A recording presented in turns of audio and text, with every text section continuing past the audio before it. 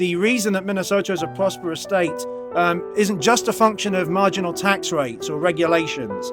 A lot of it rides on the facts of the culture in the state. And culture really is just a crude history. So if you want to understand why Minnesota is a prosperous place to live in now, you have to understand how it got to be like that. And that means you have to study the people who came before us, the Minnesotans of yesterday. So that is why we're here today.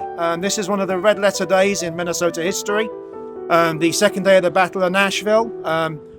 I'd like to invite Ken Fliés up now. He can talk about this with far more authority than I can. So I'd like to say thank you very much and hand you over to Ken. In 1867, William Swinton in the 12 decisive battles of the Civil War said, it was Nashville, not Sherman's march to the sea, that settled the war. General J.F.C. Fuller, in his Decisive Battles of the United States, published in 1942, his decisive battles included Nashville along with Saratoga, Yorktown, Chapultepec, Gettysburg, Santiago, and the Meuse-Argonne as the battles that determined the course of American history. Just imagine, the only two battles he cited in the Civil War were battles that were prominent by Minnesota soldiers, the smallest state with men in the Civil War. In the Civil War, the 5th, 7th, 9th, and 10th Minnesota Regiments turned the Battle of Nashville. They would travel further and fight over more terrain than virtually any other unit in the armies in the Civil War. As the 16th Corps in the war, these regiments never tasted defeat. They would be part of the only unit in the war that ever defeated the great Confederate cavalry general Nathan Bedford Forrest at Tupelo.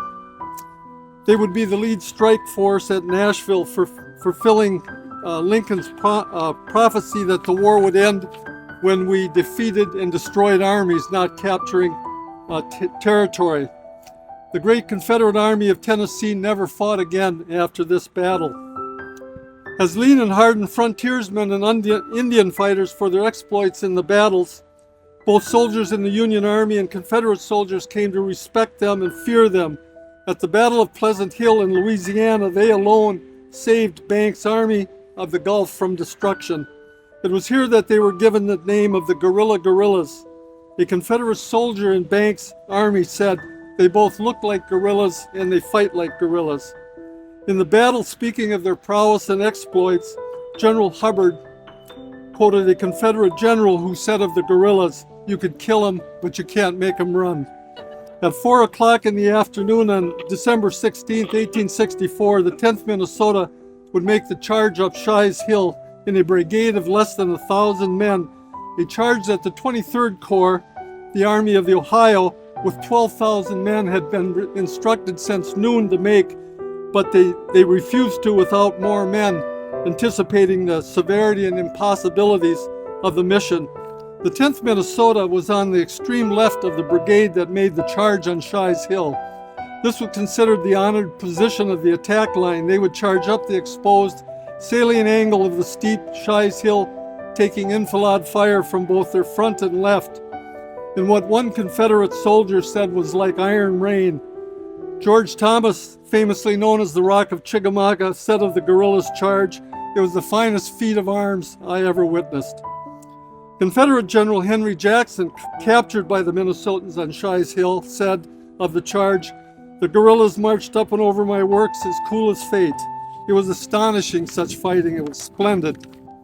General A.J. Smith, the old Indian fighter from service in the West, who loved the Minnesotans, as he rode by the charge area, as he was going past it, he stopped and in a loud, ringing voice, he shouted, "Hurrah for the snow diggers!" Union forces at Nashville had to defend and attack on the war's largest battlefield, some 14 miles in length, and fight on possibly the war's most varied and rugged terrain in a rare December day of cold, ice, and mud. I'd like to conclude by reading a small passage from a piece called "The Final Charge at Nashville." This was written by a lowly private in Company C from the regiment that was from Plainview, Minnesota, and several historians who have read this consider it one of the finest pieces of prose ever written. The piece I'm reading is also on the marker in Nashville, and it's on the markers in Plainview. And I quote, "Yet with the joy of triumph comes many a thought of sadness. Comrades who have marched by our side month after month, sharing with us danger and privation, comrades who have grown as dear to us as brothers, now lie dotting the steep hillside. Their battles ended, their warfare over. Nevermore will they press with us shoulder to shoulder as the bristling steel points sweep resistlessly on. Nevermore in our hours of glee will their voices join in the merry jest or fill the air with laughter. They are gone. We buried them where they fell on the field of honor. Rough but kind hands scooped out their narrow beds and with all of women's tenderness laid them to rest in a soldier's sepulchre. And the everlasting mountains, in the shadows of which they lie, will be their eternal monument. Year after year, the forest trees will shed their crowns of glory over them, and day by day, the winds, as they sigh through the Brentwood hills, will chant a low, sad requiem to their memory."